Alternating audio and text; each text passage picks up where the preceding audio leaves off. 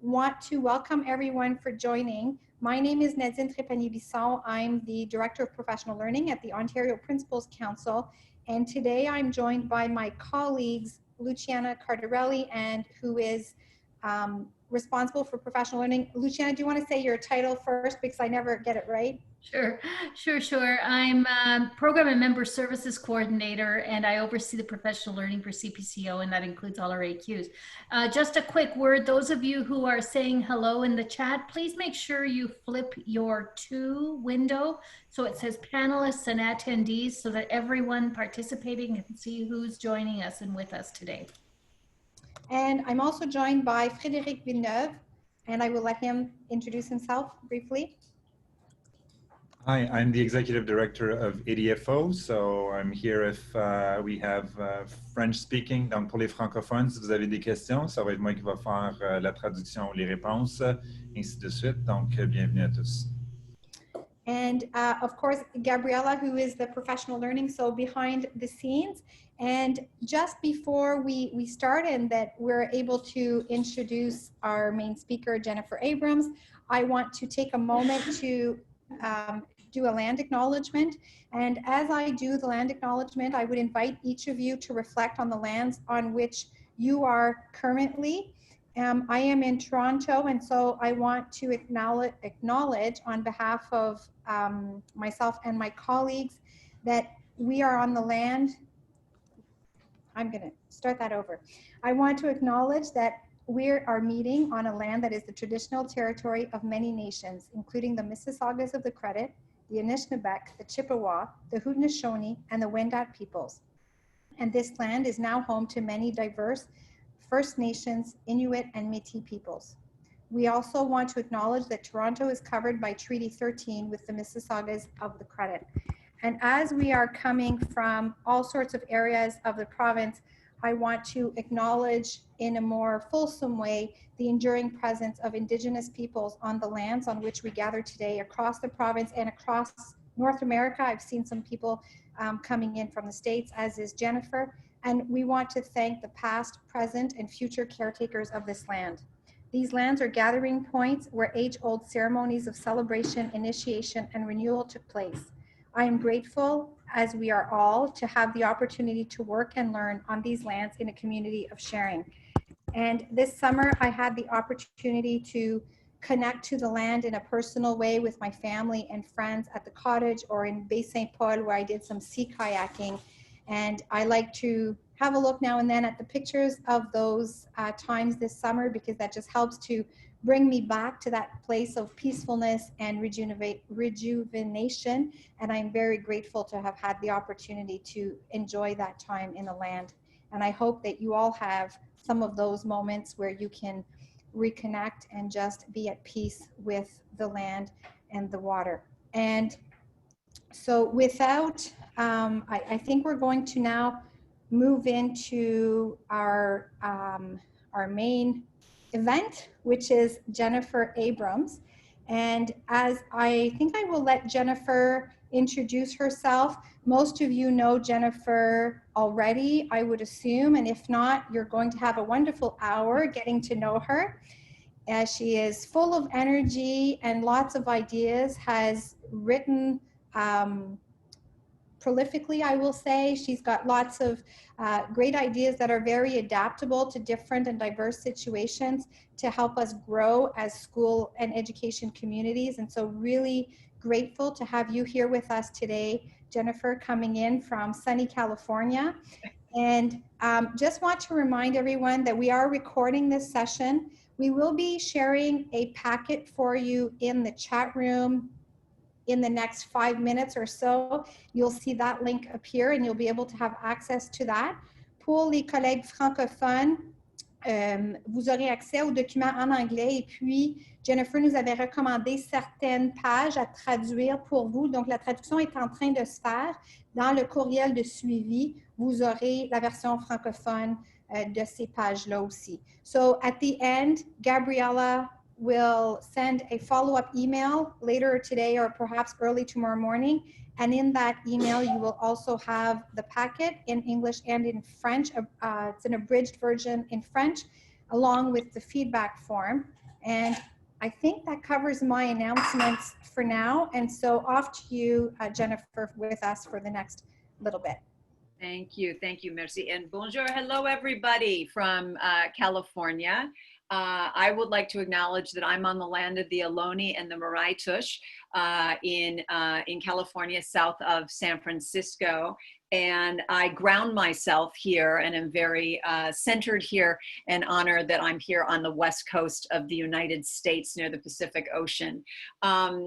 Wherever we are, and I am so honored to be with people from Ontario in all of your organizations and to see where you're from. I miss using my Nexus Pass, people. I'm usually there, and certainly here in the fall, I am mostly there because you guys are so gracious to invite me. It doesn't matter where we are. We're all swimming in the deep end right now. And this is a book that I wrote in 2018 that you are going to get a packet about. It'll be in the chat in just a second. I wrote a book in 2018 called Swimming in the Deep End, because at that point, there were many things that we were rolling out in our schools and in our boards. And I wasn't seeing everybody as being as successful with those rollouts of initiatives as I thought we could be, because what we were trying to do was incredibly important and valuable for students.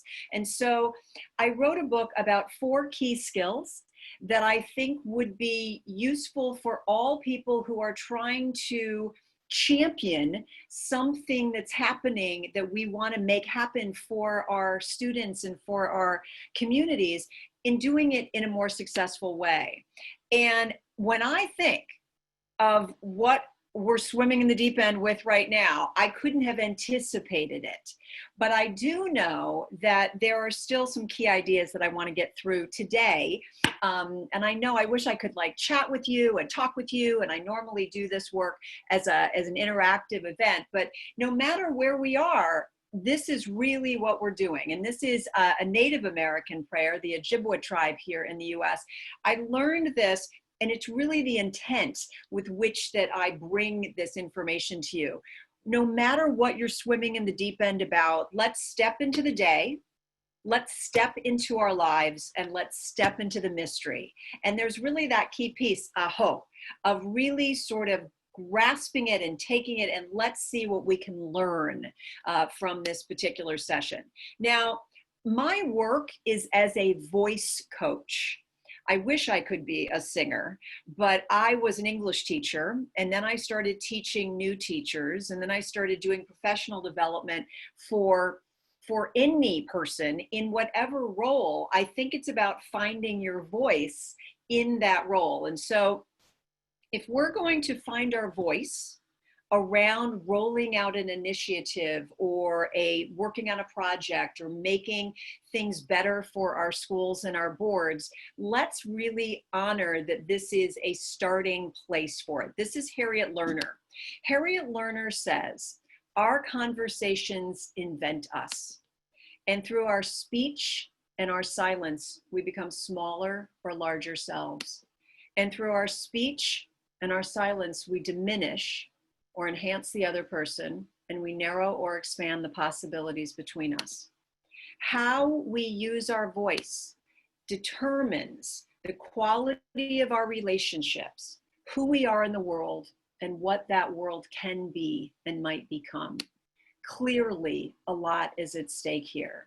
So how can we communicate with this spirit, especially in challenging times? I know that regardless of what challenges you're facing right now as a leader in whatever role in the boards across the province, I saw Collingswood to Thunder Bay, you know, I mean, it's really a vast, you guys, your province like extends 5 states for us in the US.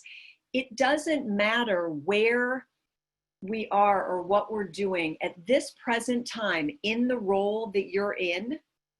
I really want you to take the words from former California State Senator John Vasconcellos. John Vasconcelos said that at times of this, as we're moving forward, we've got to also add to our roles and responsibilities a hospice worker and a midwife. And I know people that I do this workshop with, they're like, I didn't sign up to be a hospice worker and a midwife. I can barely be the leader of this school. But as we are moving forward and as we're swimming in the deep end, there are times when we have to be with people as they grieve, the letting go of what they used to be able to do in the school, or how they used to be able to teach, or what they were thinking was the right way, and move with people, possibly painfully, into a better future. So that's really the skill set, the mindset, the spirit with which we're going to swim in the deep end. There are 4 foundational skills I want to emphasize that are in the book. Okay, and they include, number 1, how do you message? How do you think before you speak? So how are you really working on your words before you actually communicate them? Are you recognizing that you are communicating about polarities and not problems? And I'll share that with you. And then what questions do you think you should anticipate that are going to be asked about with regard to any type of major change that's happening in your school? How can you, skill 2, preempt some of the resistance that you're going to experience? There is, ta-da, a great thought leader from Ontario, Michael Fullan. Michael Fullan, at one point in a session a number of years ago, talked about humans and why they resist, and not to get angry, but to acknowledge this is where people are going to feel really anxious. Can we preempt that by knowing it's coming and helping to support? And then also just an introduction to a gentleman named Dr. David Rock, because as change happens and you're communicating challenging things, knowing the psychological triggers that people might have during those moments of threat is really key. It'll all be in the packet. I'm sending you a huge packet, so you'll have that. Skill 3 out of 4 is, let's say that you're communicating and you've been as other focused and as clear as you can be, and people are still anxious. How do you respond in humane and growth-producing ways? So what do you say when people push back on you? And in the packet, I have provided a number of sentences that you might want to adapt so that you feel ready during those moments of challenge. And then skill 4, how do you manage yourself? It isn't that it's the last thing to consider, it's just the last thing on this list. It's not an either or. We've got to actually figure out how to manage ourselves during challenging times too. So those are the 4 key skills, and I've included a bibliography in case you want to dig in deeper with any of the work. Today, as you're listening, you might feel really in one of the 3 places, be validated. You might feel reminded. This might be like, whoa, I was never taught this. This is brand new information. All places are good.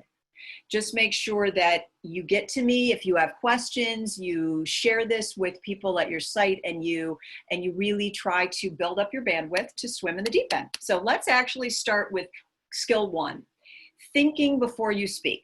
Whatever your deep end challenge is right now, whatever, is it a rollout about a numeracy curriculum? Is it anxiety around the safety protocols?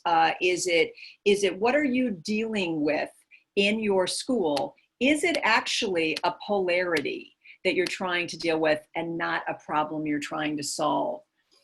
This idea of a polarity versus a problem. I was talking with a group yesterday. I had a group in Vermont that I was working with, principals there.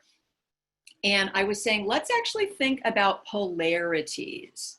Adam Grant, in a Harvard Business Review article a number of years ago, talked about change. And this was his quote in an article, which was, to get people to embrace change, emphasize what will stay the same. This is a polarity. So he says, to overcome resistance to change, highlight what will stay the same. Visions for change are more appealing when they're coupled with visions of continuity. Our culture or strategy might evolve, but our identity will endure.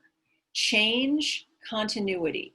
It's not either or, it's a both and that is a polarity.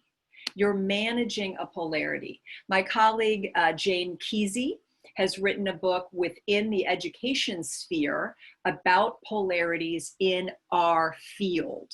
And it's called Unleashing the Positive Power of Differences.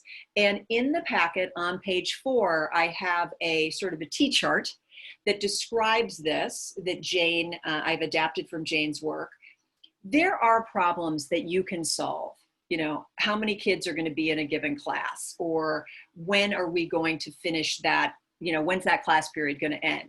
But most of the challenges that we're communicating about that are challenging are a balance of the polarity. And I have this visual for you just to consider. It's like a seesaw.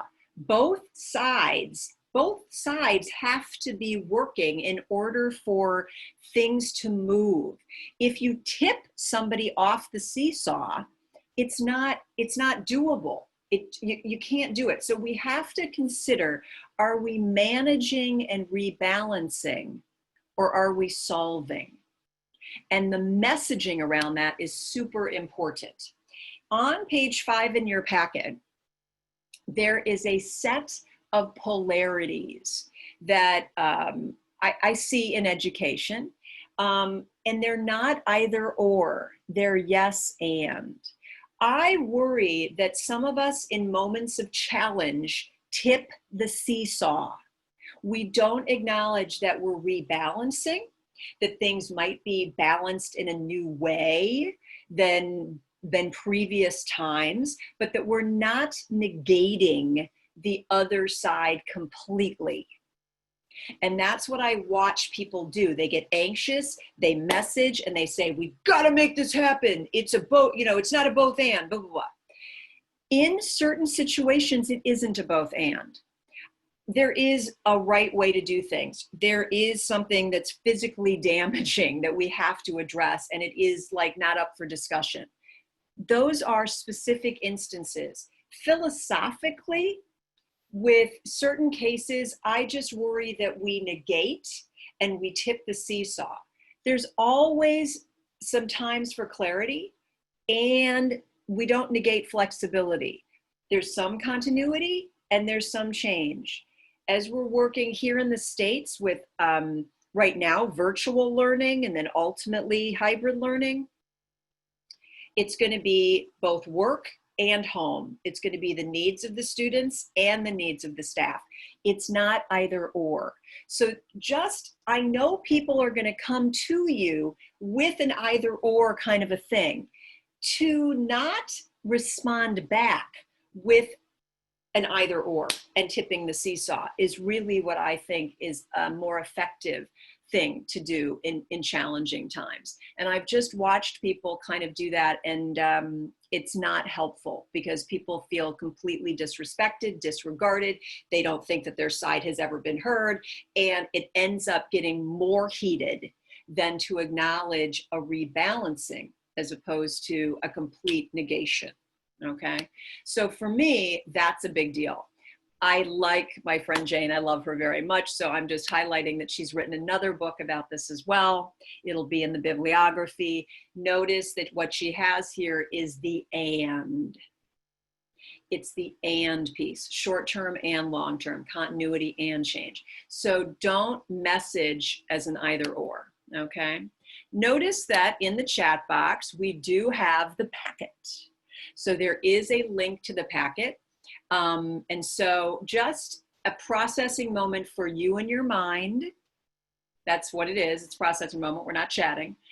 what are your, and I apologize, I should put an R there. What are your current deep end challenges that are polarities that you're managing? And can you use your language to do that? Don't communicate either or when it's not either or.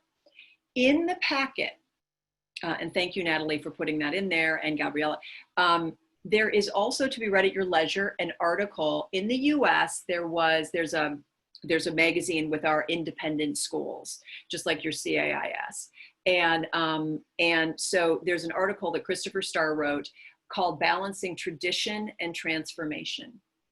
It's not either or, it's a balancing of both. And so to see this in practice, take a look at that article. It's on pages 6 to 11. So let's dig further into it. Once we know we're living in a rebalancing, there still does need to be, okay, there does need to be clarity about where we're rebalancing, okay? It isn't that we rebalance and then we're just vague about the whole thing. So we've got to get clear. We just have to live within an understanding that it's a very gray thing. Let's be at least not so gray when we know the absolutes of what we're trying to get done. And that, I think, is hugely important, because Blaine Lee says almost all conflict is the result of violated expectations. So clarity, once we decide on where we're going to sit, is key. We don't want to not have the expectations once we land on something to be fuzzy, okay? Clarity has to happen before accountability. And I think people get very angry in moments of change and in moments of challenge that people aren't doing what they're supposed to be doing. And then they get really frustrated and they were never clear. So I call it clarity before accountability, or as Shane Parrish, also another Ontaritonian, I think would say, Shane Parrish, who writes Farnham Street's blog, would say direction before speed. Does everyone know what's happening and their next steps in it? Having as much clarity as one can have about what to do now is one key to managing anxiety. So on page 12, I have a set of questions that I think are reasonable questions as you're communicating about a process or a final decision or how we're going to do things or an onboarding of something that you want to consider. And these are them, in case you don't have the packet, although it continues to be shown in the chat. So I'm very grateful for that. I know that if I was receiving an email or I was on a Zoom when something was going to be rolled out, that it would help me if I heard as well as read this kind of stuff regarding a given initiative. What's the challenge that this decision or this initiative is addressing? Like, can you frame that for me? How did you go about making this decision? What was the process? And who was involved? The reason that I ask you to know that is because somebody's going to say, I wasn't informed about this. Were you? Did anybody ask your opinion about this? Where did this come from? You know, did anybody from our union say anything about this? So knowing and being able to articulate that stakeholders were involved, if possible. Understanding what the values are that undergirded the choice or decision, I think really speaks to those who want to know that we are, although the way that we're moving forward evolved, our identity endured. That means that values are still involved. And if we need to, for those who need the criteria, the data, the evidence, do you have those? Did you look into them? And now what are we doing? Who needs to change as a result of it? When do they need to do this? If they don't know how to do this, what are the supports that are going to be there so that we can move along successfully? When will we, if not daily, hourly, weekly, monthly, when are we looping back to do review and rebalance?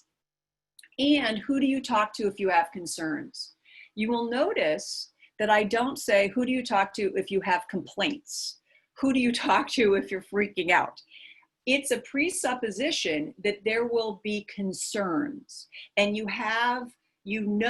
please be in touch with me. So you're normalizing that people might be fuzzy about stuff, that they might have their own individual challenges, and they now have sort of an ombudsperson to go to. Those kinds of questions, I think, are reasonable for a communication in challenging times person to be able to answer. And so I put those out there.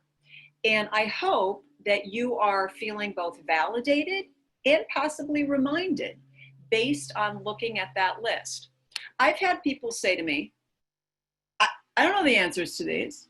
It was done by the province. Province told me I had to do this. My board told me I had to do this. I'm just the principal. I'm like a middleman. Like, I don't know the answers to this. Don't get frustrated. Have a conversation up. You want to champion what your board is doing. These are some questions that you might be asked. Could you work together to make sure that you've got answers for those? Because I've had people say, I don't need to know this. The board told me, the province told me, we should all just get on with it. They don't need to know all this stuff. That's just like background noise. Just do it. Somebody's going to ask you. So why not be ready? Don't be angry or nervous. Just be ready. Okay? So that, to me, as a communicating in challenging times set of questions is pretty fundamental. Okay? So I do have another article from Harvard Business Review about the psychology of this, right? And it was featured in an international educational group that I follow, AAIE. And so I'm so grateful to them, because they were, prior to North America needing to hunker down, they were Asia and they were dealing with it. And so they were dealing with crisis, and I'm learning from them as well. So that's in your packet too, all right? So that, to me, is just the first skill. How do we message more effectively? How do we message polarities? How clear are we? And just, Beth, I'm noticing the link above is right there for you. How do we know where people are going to be anxious? Because change is afoot. It's a challenging time. What can we anticipate is going to be the resistance or the concern? So yes, your communication will cause pushback and uncertainty. There still will be questions and possibly resistance. Can we manage that? Well, if we know what could be coming down, like if we're playing chess and we know what the second move is going to be, etc., we can maybe preempt it.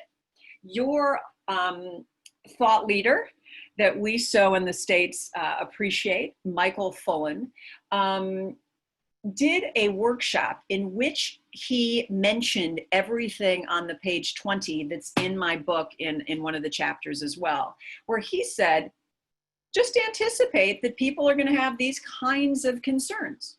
Whatever you're trying to roll out, math curriculum, social emotional learning, trauma-informed instruction, culturally responsive education, rollout of a safety protocol, whatever it is, this is going to be the norm, okay? Somebody is going to tell you, what are you talking about?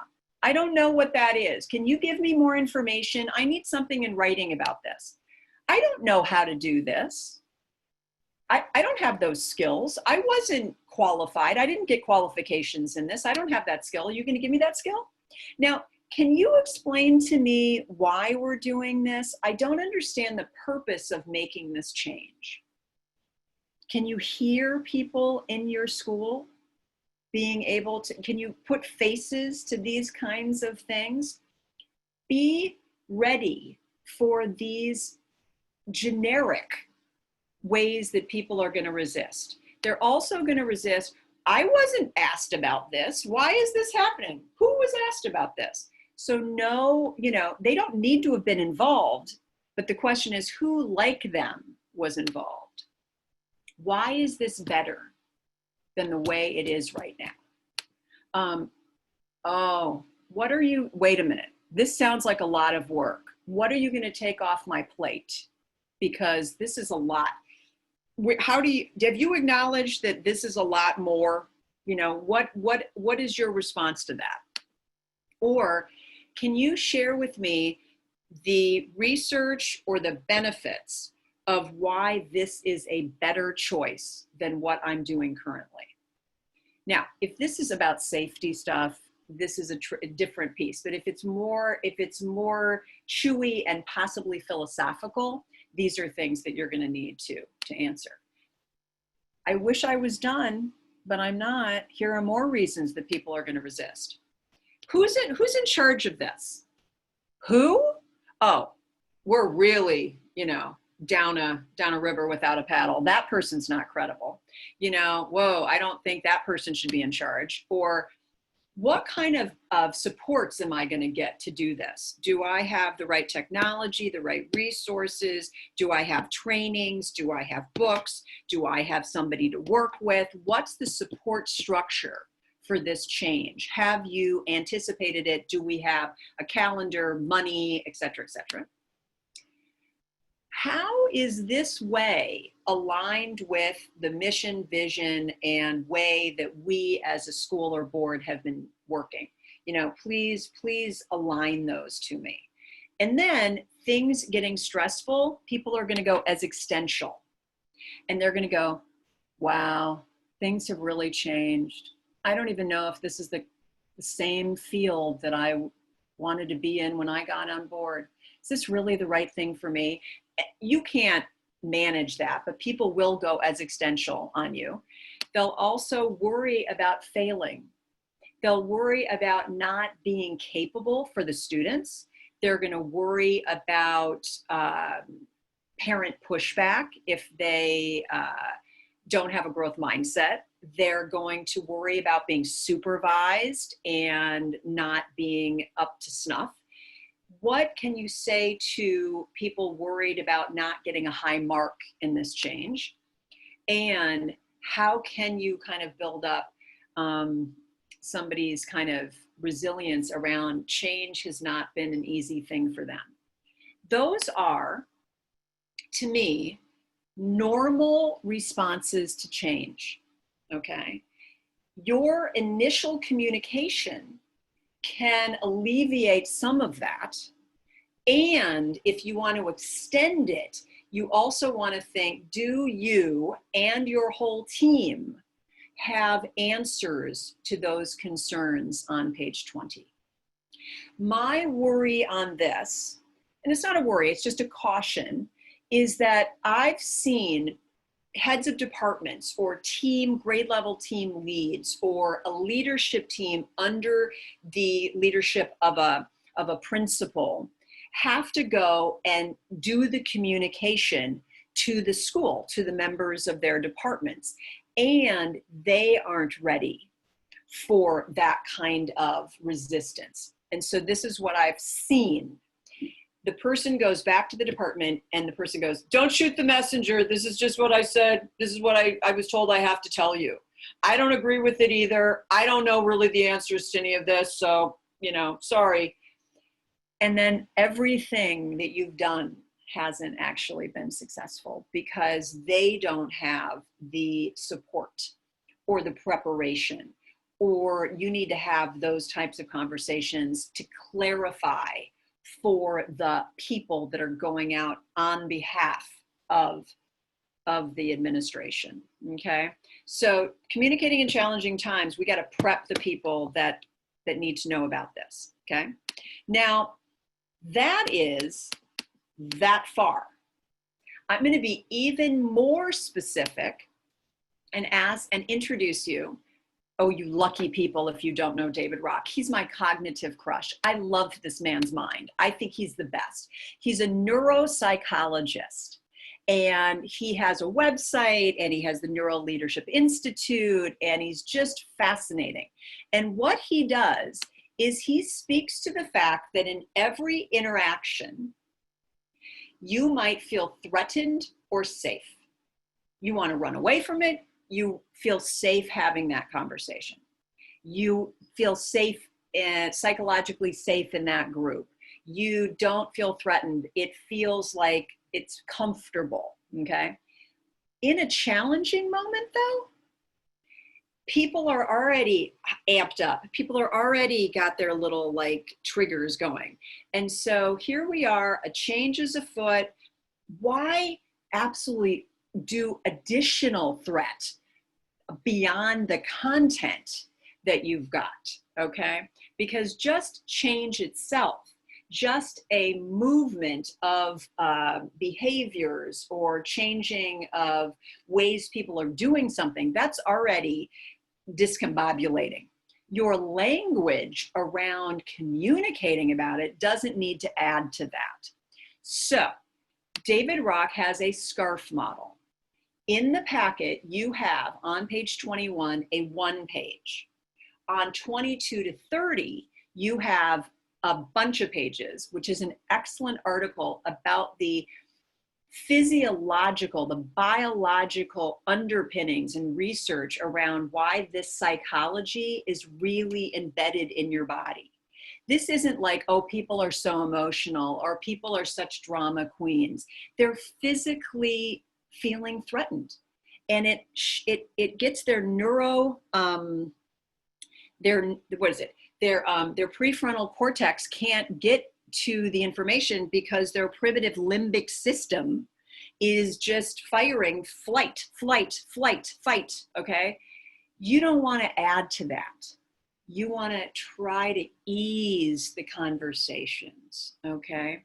So to me, being mindful of these 5 things that all of us have, all of us have these needs, some more than others. Some, not some people more than others, some of these domains are more threatened. You can take a quiz by going to neuroleadership.com assessment, I think, and find out about your needs, okay? But to me, I'm in an interaction that's threatening. I anticipate all of that stuff I just mentioned on page 20, and then I realize who am I talking to, and do they need me to acknowledge their status? Do you have veteran teachers?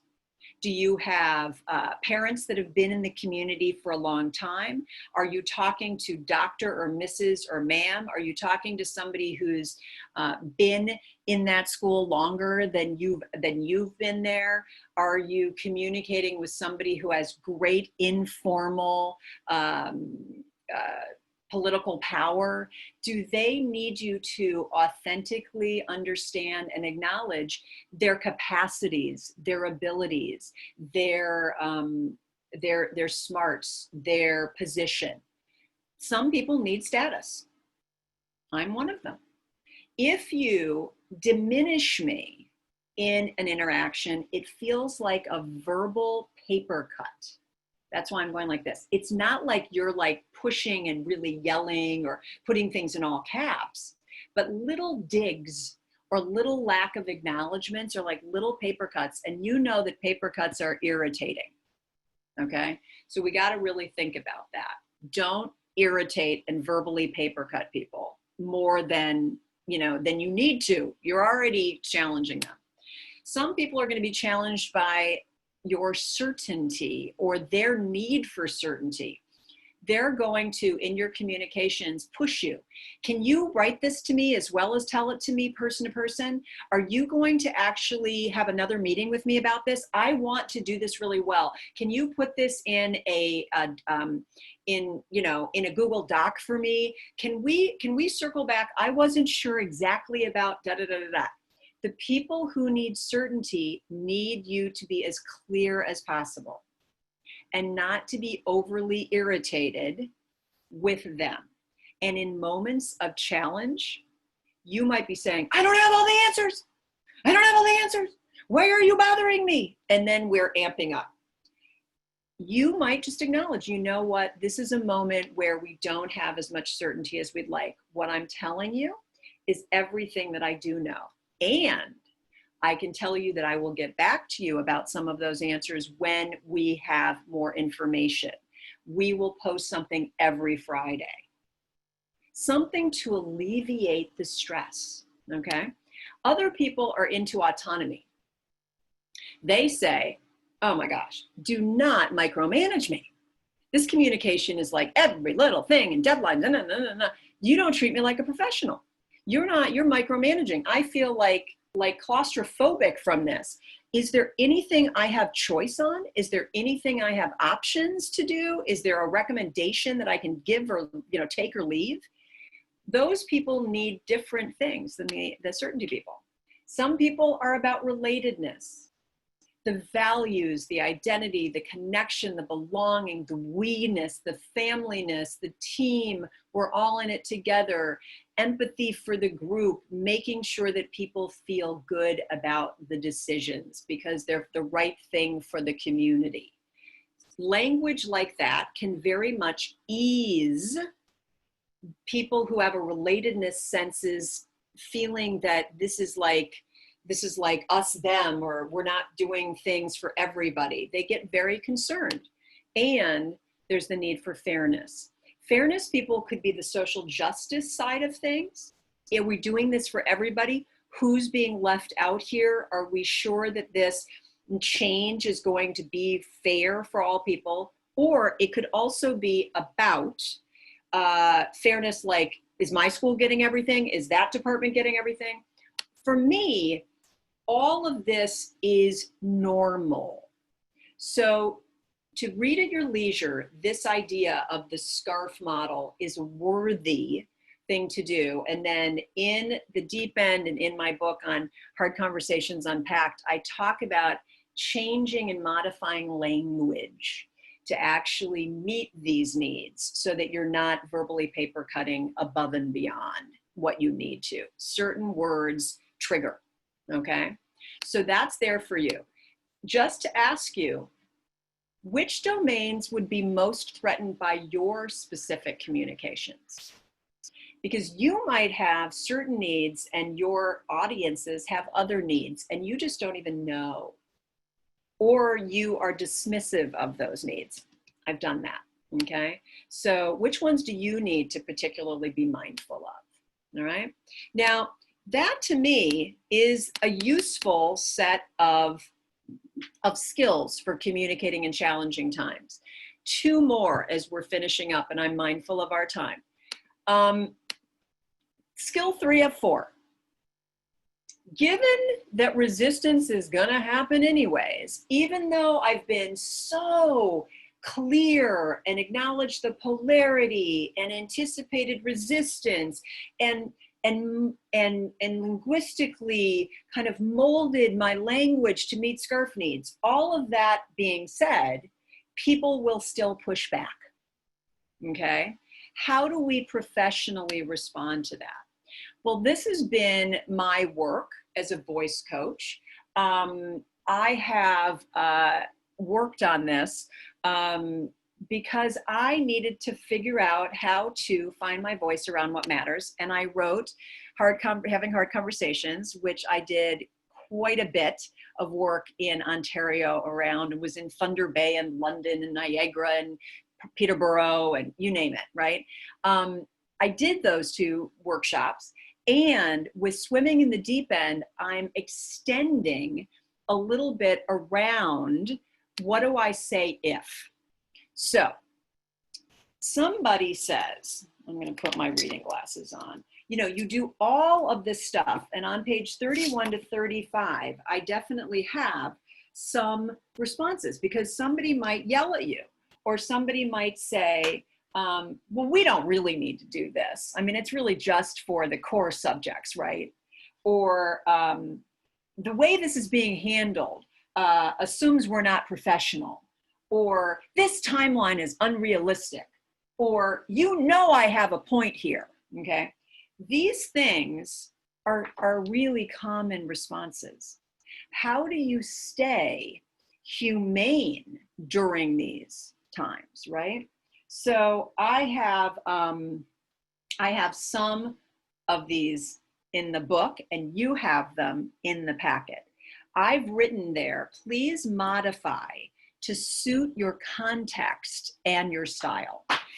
I've done this work internationally, and I've had people say to me, we would never say this in Brazil. You would never say this to a Brazilian mother. This would be impossible in my small town. You don't know. And I go, I don't know. And I want you to recognize that these are really things that you can anticipate are going to be said. How do you want to respond to them? So one thing, if someone says, the board always makes us, how do you respond? So I have heard that many a time in the 26 years I was in my school district, my school board. And I would, because I knew them, I would go, who the district? Where is the district? Oh, we are, okay? We are the board, all of us. And I'm included and so are you, okay? If you're talking about the board office, that's another discussion, okay? And we actually have a voice. We can ask our colleagues for clarification. We can seek support. We can ask those that are working on this to address our concerns, but we can't just generically blame, okay? And that's what I think brings us down to the reality of all of us growing up in the workplace, right? So they're there for you, just for you to know that they're there. And that is skill 3, okay? Now, I know that is, responding to resistance is awful. I get stomach upset, I worry about it, and I'm building up my bandwidth to deal with it, okay? And so I want to share with you some strategies with dealing with resistance. It's the 4th skill. It's in the packet. And there are a few ideas on pages 36 and 37. One of the things that's not in the packet, okay, that I want to actually bring up, and I'm going to bring up one thing that's in the packet and one thing that's not. And then I'm going to ask for maybe a question in the chat. And I know I'm going to end a little bit early for new ideas that things are upcoming with you as well. But one of the things that I want to talk about, let's do this. I'm going to go back one slide, is to plan. Let's say you're going to be in a communication that you anticipate will be challenging. Okay? It's a swimming in the deep end moment, and you know it's going to happen. Okay? Do the Wonder Woman pose. Amy Cuddy, I've shared this many a time up in Ontario. Amy Cuddy is a Harvard business school professor. She is a psychologist, and she did a bunch of research around students in the business school who were not viewed as credible in meetings as others were viewed. What were they doing? They were probably sitting like this. They were very, their body language was quite weak in certain moments, and they were not viewed as sort of as in charge as they needed to be. And so she taught them that before they got into a challenging moment, they did the Wonder Woman or Superman, it's gender neutral on this, Superman or Wonder Woman pose. It's 2 solid minutes before. I'm going to look right into the camera. Don't do this during. Before, 2 solid minutes in a bathroom, in your office, in the parking lot, walking down the hall. It doesn't matter. 2 solid minutes. It's kind of a long time. But what she discovered is that it lowered your stress, cortisol. It increased your testosterone. And my 2 cents on it is that it opens up your shoulders, which means it opens up your lungs. Okay. And as you stand like this for 2 solid minutes, you get more oxygen. These shoulders go back. After those 2 minutes, you take your hands off your hips. You do not go into challenging communications with your hands on your hips. You take them off your hips and you're standing stronger. And to actually get feedback when you're standing like that, actually, I feel like it's energetically or even preemptively a strategy for dealing with it. Because people will like, oh, she's pretty present. She knows what she's doing, right? So they may not push you as much. And I feel like you are stronger and more oxygenated and will respond differently if there is communication like that. One other thing is I'm working right now as a warrior for the human spirit. That's the name of the cohort with Margaret Wheatley. Meg Wheatley is an extraordinary thought leader. She's written a number of books, and I'm just highlighting Perseverance because I think it really aligns with this workshop. But one of the things she's teaching us is if you are in an interaction that you are able to sit down in, you take your seat. Your seat is that 2 feet are on the floor, your back is away from the back of the chair, and you're sitting up in sort of a strong warrior stance. If you can practice that right now, I can't see you, but if you can practice that right now, you don't have to be right into the, I'm not pushing you, I'm just asking you to sit up. When you sit up like that, it ends up giving a dignity to your spine. It's sort of like that strong back, soft belly, soft heart that Brene Brown is talking about. It really does, I think, change the way that you breathe and the way that you physiologically engage with yourself and how you engage with others. So I put that in there as also an additional idea, okay? Because I think that sitting back and being like, oh, I don't want to talk about this, communicating in challenging times, this is really upsetting. This is concave. This is just weak, okay? And you'll feel less than strong, all right? So I leave those 4 skills to you, and there is a bibliography. The bibliography goes on in all of the 4 parts. Each section has a part that aligns with the 4 skills. If you're interested in anything, or you are interested and you say, I don't have time to read all 9 things, Jennifer, in this section. Which one do you think would be best? Write me an email. And I have one more thing I'm going to say before I get to this last slide. There's more. Wait, there's more. I have a website that has on it some inspirational quotes. I love quotes. I was a former English teacher, and you can read more about me than you'd ever need to know on page 2 of the packet. But I was a former English teacher. I love quotations. There are quotations on the website at this link. And if you forget this and then want them later, write me and I can send it to you. There are quotes that I think you could put into weekly letters, email newsletters that you're sending out to your staff, or that are about how you manage in challenging times. Oh, good. And Professional Learning just put that link in the chat as well. So those are there for you. As I said, I leave it on the field. I absolutely leave it on the field. Okay.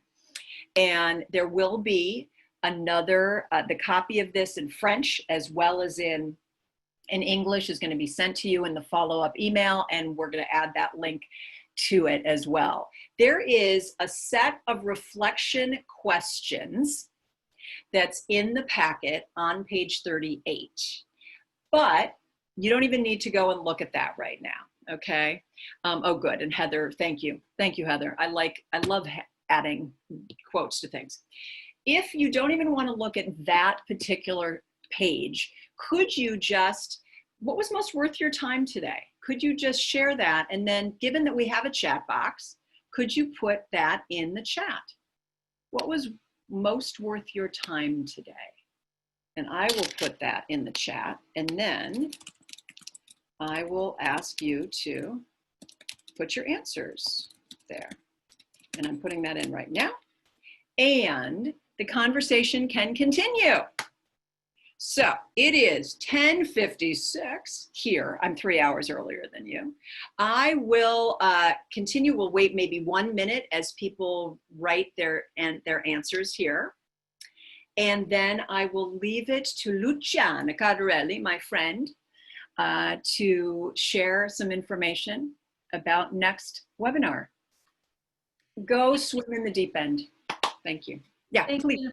We're getting some comments coming through, but they're not necessarily put out there to all our attendees as well. So just to keep everyone in the loop, we're getting things like the Wonder Woman pose, polarity management versus problem management, the resources, SCARF, the possible answers to managing resistance, realization that every interaction leaves a person feeling safe or threatened, the vast amount of information. Why am I not surprised to see that coming from a presentation that you give, Jennifer? Just to give everyone a heads up, Jennifer is part of our keynote presenters for the ICP conference coming up in August. Next in this series, Richard Gerver will be offering a similar webinar on October 15th. Please take a look and take some time to register for that as well. We certainly hope that your time with us today has been fruitful and worthwhile. We've had people not only from across Ontario, but across the world attending today, as they are members of our associations. Such a pleasure to be working with everyone, of course. The data around ICP you see up on the screen right now. As the representative from CPCO, I want to thank all of my colleagues within Catholic schools. A pleasure always to learn and work with you. Great to see this wonderful feedback coming through. To my colleagues and to Jennifer, any last words at all that we need to share with the group? Go swim in the deep end. If you need anything, let me know. Thanks. So just a reminder that everything will be in a follow-up email that will likely come tomorrow, because we just need to finalize that translation, and we'll send one email as opposed to having multiple emails in your inboxes. And Luciana mentioned ICP. So all of the speakers, including Richard Gerver in this series, are all featured speakers or keynote speakers at the ICP conference. So really looking forward. So it's a way for you to get a sneak peek at their presentations and what they'll talk about, though the topics will be a little bit different for the conference next summer. So thanks to everyone, and have a great end of day. Enjoy yourselves. Take good care of yourselves, everyone. The same. Later. Bye-bye.